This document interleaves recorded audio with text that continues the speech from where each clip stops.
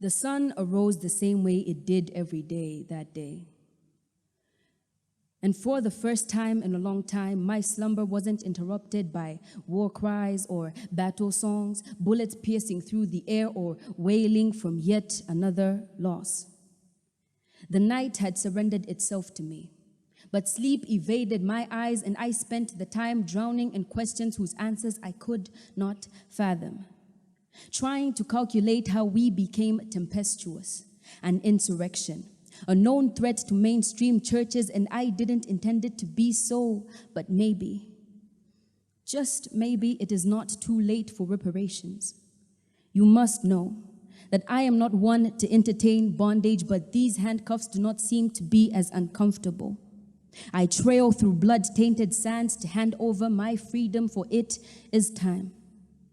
Kaunda, peering at a distance at this once nonpareil patriarch, my flock witnessing their shepherd amble to the slaughter. Is this the grand finale? Me in chains joined by my husband, the man that stood through my rain and didn't drown. Two of my children constrained by relation to me. Is this the tale the world will hear? The fall of a woman ignorant enough to stand against a colonial regime, leading an assemblage of wayward individuals. October 1960. We are moved to Kalabo district, and in a brink from despair one summer night, we attempt to escape but are caught and hauled back to the penitentiary for 6 more months. And in my detention, I hear of the destruction of my beautiful Kamutola church. As if that wasn't enough, I hear of the death of my husband. Who would have thought that I, Lenshina, a voice for many whose voice had been stripped away, would one day lose her own? I hope when you hear my name, you recognize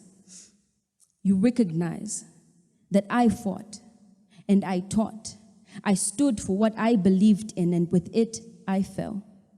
I pray that I gave enough hope to young girls to understand that they can be whoever they need to be, even in the midst of commotion. And if it is so, then I fulfilled my purpose. Thank you.